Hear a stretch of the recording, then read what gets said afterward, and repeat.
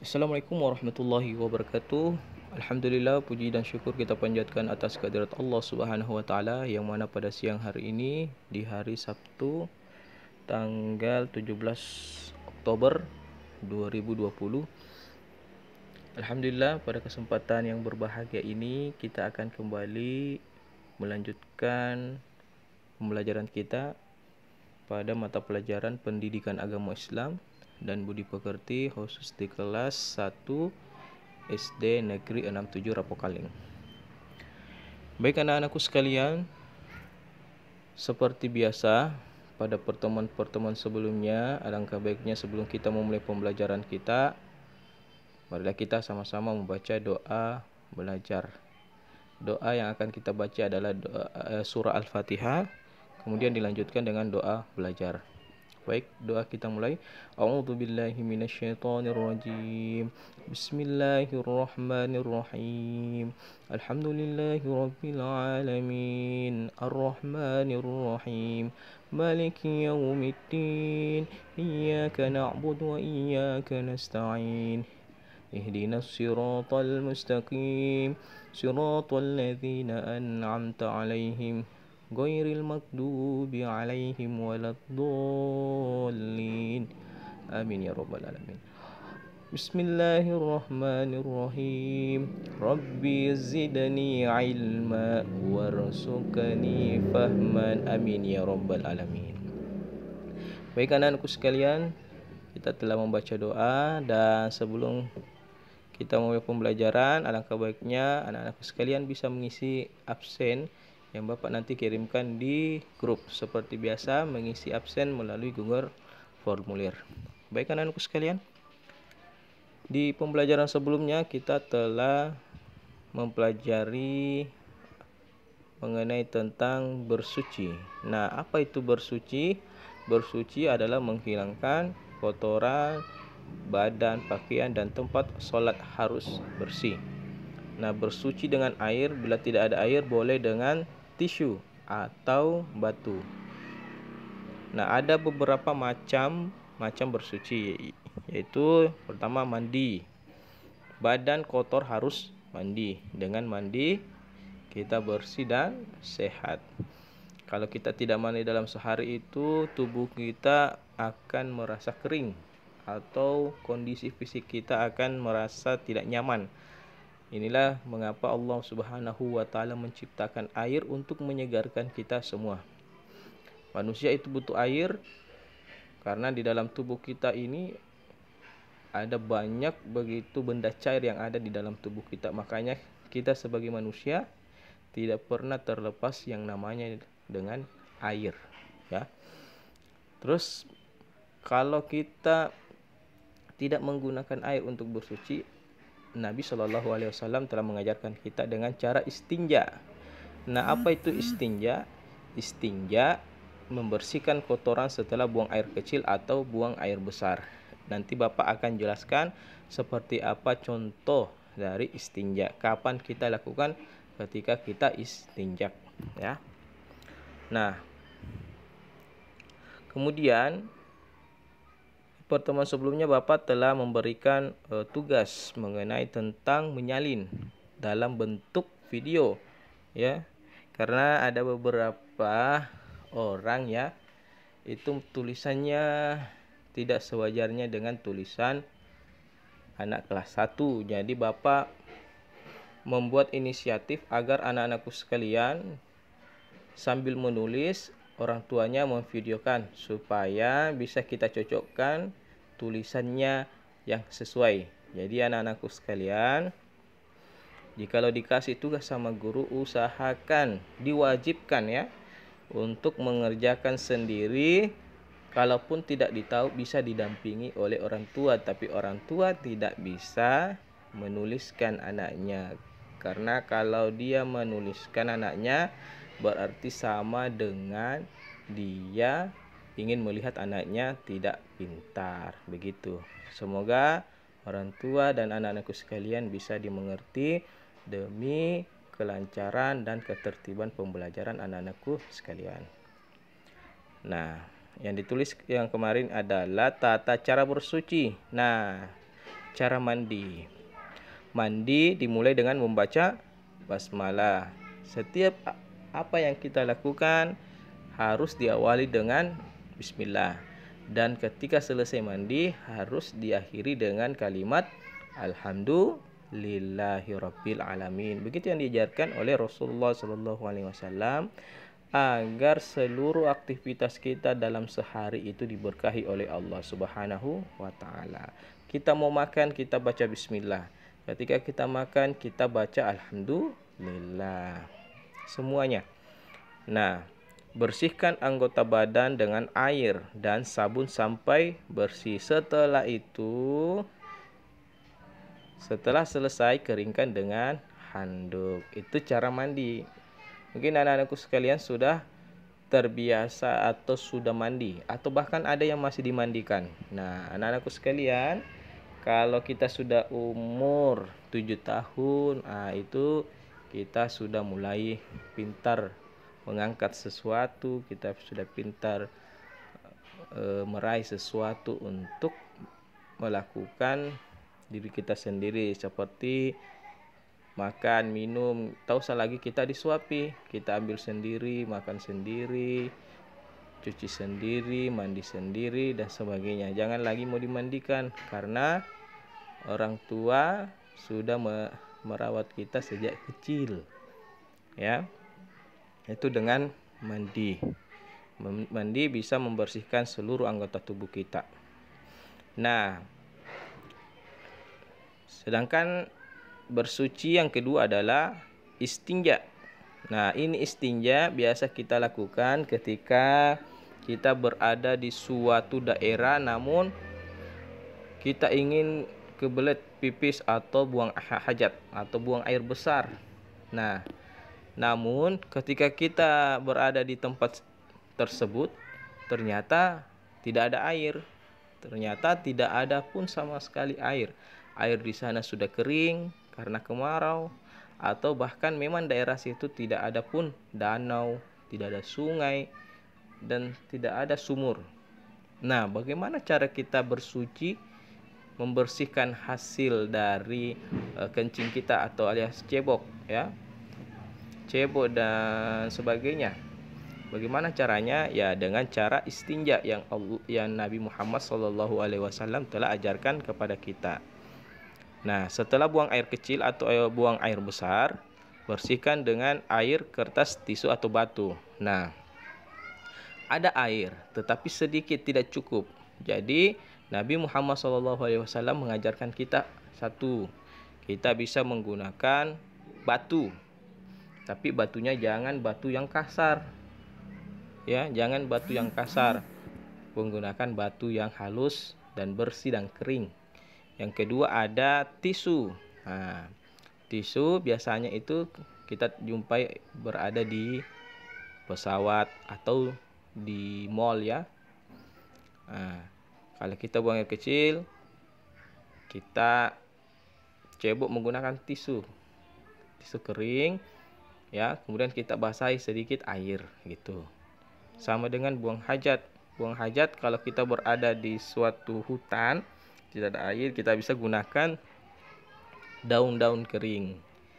Caranya adalah mengambil beberapa daun kering, terus kita gosokkan ke area permukaan dubur dan kubul. Dubur itu adalah sebuah tempat pembuangan kita, anggota tempat pembuangan kita, ya. Nah, itu namanya istinja. Ya, membersihkan ketika kita tidak punya air. Ada air tapi sedikit, ya. Bagaimana jika kita buang air besar, nah kemudian sedikit air tidak cukup. Misalkan yang ada air cuma 1 botol aqua, ya. 1 botol air aqua. Nah, itu tidak cukup tentunya kalau buang air besar, tapi kalau buang air kecil ya lumayan cukup. Tapi bagaimana kalau buang air besar? Buang air besar caranya ambil batu, gesekkan kepada permukaan yang kita telah buang hajat, bersihkan. Nah, 1 kali gosok. Nah, setelah itu terakhirnya baru kita bisa bersihkan pakai air. dan nanti ada pembelajaran lebih lanjut mengenai tentang istinja. Namun anak-anakku sekalian, untuk pembelajaran istinja ini masih secara umum ya. Nanti mungkin anak-anakku sekalian ketika umurnya sudah dewasa, sudah masa remaja, itu nanti akan lebih fokus pada pembelajaran istinjanya. Tuh. Nah, anak-anakku sekalian, nah itu adalah tata cara bersuci yang telah disalin pekan lalu. Nah, untuk pembelajaran kali ini adalah bagian C, hidup bersih. Apa itu hidup bersih? Nah, bersih pangkal sehat, bersih bagian dari iman. An-nazafatu minal iman. Kebersihan itu sebagian dari iman. Jadi ada beberapa macam kebersihan. Ada bersih, membersihkan tubuh, membersihkan lingkungan rumah, membersihkan halaman rumah, membersihkan sekolah, dan membersihkan kamar. Itu semua harus bersih. Tempat sholat kita pun harus bersih dan suci itu. Nah, ini ada di halaman 26. Bersih badan. Biasakan mandi 2 kali sehari. Tangan harus bersih. Ini ada gambar tangan harus bersih. Yang kedua adalah menggosok gigi dengan benar. Nah, ini sudah diajarkan ya. Mungkin di beberapa sekolah waktu TK.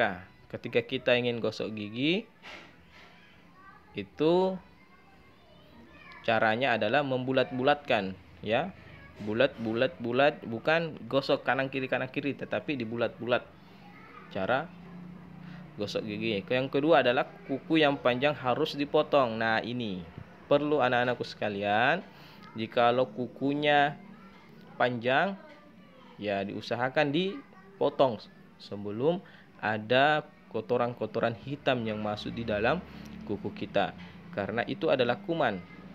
Mungkin kita tidak bisa lihat secara mata kita ya, tetapi ketika kita lihat secara dekat menggunakan alat-alat yang canggih, maka di situ banyak sekali kotoran, bakteri dan sebagainya. Itulah yang penyebabnya banyak anak ketika makan sakit perut. Ternyata bukan makanannya, tetapi dari kukunya yang banyak sekali bakteri. Nah, kebersihan yang kedua adalah pakaian harus bersih. Pakaian kotor harus dicuci. Pakaian rapi. Nah, ini pada gambar tersebut anak-anakku sekalian bisa mandiri juga mencuci pakaiannya. Ya, mandiri mencuci pakaian sendiri, minimal celananya. Nah, ya, celana dibersihkan. Mulailah belajar saat ini untuk membersihkan pakaian sendiri. Jangan orang tua semua. Kasihan orang tua banyak yang dikerjakan. Apalagi ketika orang tua itu sudah pagi-pagi sekali, itu anak-anakku sekalian pernah melihat ibu memasak pagi-pagi sekali kan? Nah, setelah pagi-pagi memasak, jam 8 mungkin dia sudah menyapu, membersihkan, mengepel rumah, membersihkan kamar lagi, ya, mencuci pakaiannya lagi, ya. Kemudian memasak lagi untuk makan siang. Setelah itu apalagi cuci piring. Ya, orang tua capek anak-anakku sekalian. Jadi bisa anak-anakku sekalian bantu orang tuanya di rumah. Mumpung sekarang ini kita banyak tinggal di rumah, sudah saatnya kita saling membantu dalam keluarga kita. Nah, yang ketiga adalah barang-barang harus rapi dan bersih. Piring, sendok, dan garpu harus dicuci bersih. Alat belajar harus bersih, buku lemari dan meja juga harus bersih. Nah, anak-anakku sekalian, ini piring, sendok, dan garpu harus bersih. Tentunya ketika kita setelah makan, cuci baik-baik piring kita, sendok kita, dan garpu kita, cuci baik-baik. Karena sekarang adalah masa pandemi. Apalagi masa pandemi, bekas makannya seseorang kalau tidak bersih itu pasti kita akan tertular. Apalagi ketika kita berada di tempat makan ya, di rumah makan. Di situ banyak orang yang makan pakai piring, ya, piringnya piring umum. Sendoknya juga sendok umum, tentu banyak yang pakai. Jadi anak-anakku sekalian, dengan masa pandemi ini lebih berhati-hati lagi ketika berada di warung makan. Bersihkan sendok dan garpu menggunakan sabun, ya. Jangan menggunakan hand sanitizer. Itu berbeda. Sanitizer itu untuk di tangan. Beda juga dengan disinfektan jangan disiram di sendok, karena itu pasti akan masuk kepada mulut kita, sendok dan piring, ya. Hati-hati dengan menggunakan sabun saja dan dibersihkan, disimpan di tempat yang aman. Nah, itu terbebas dari yang namanya virus. Nah, yang kedua adalah alat belajar harus bersih. Semua alat belajar kita, buku, pulpen dan sebagainya harus bersih. Buku, lemari dan meja harus juga bersih. Tempat bersih yang keempat adalah bersih tempat. Nah, rumah yang sehat disapu setiap hari agar selalu bersih. Halaman harus bersih dari sampah. Tempat sholat juga harus bersih. Tempat tidur juga kita bersihkan dan kita rapikan. Itulah beberapa macam tempat yang harus kita bersihkan, ya. Mulai dari yang pertama tadi apa, anak sekalian? Ya, mulai dari bersihkan badan, anggota tubuh kita. Yang kedua adalah pakaian kita. Yang ketiga adalah barang-barang harus rapi. Dan yang ketiga adalah semua tempat harus bersih, baik itu tempat tidur kita dan tempat untuk melaksanakan ibadah kepada Allah Subhanahu wa taala. Itulah penjelasan kita pada pembelajaran kali ini. Nah, anak-anakku sekalian, ada beberapa tugas yang Bapak akan berikan, yaitu dengan cara menulis bagian C, ya, bagian C tentang hidup bersih. Ya, ada 4: hidup bersih, bersih badan, dan sampai bersih tempat, ya, bersih tempat. Itu yang ditulis. Kemudian satu tugasnya yaitu membuat video tentang cuci tangan yang baik, ya. Membuat video tata cara cuci tangan yang baik dipraktekkan, ya, dengan menggunakan sabun. Ya, seperti biasa, ya. Mencuci tangan menggunakan sabun, bagaimana tata cara mencuci tangan, ya, telapak tangan, agar kita terhindar dari yang namanya virus COVID-19. Demikianlah tugasnya pada siang hari ini. Semoga bermanfaat, dan jikalau anak-anakku sekalian belum mengerti, anak-anakku sekalian bisa bertanya di grup WhatsApp yang telah tersedia. Demikian, wassalamualaikum warahmatullahi wabarakatuh.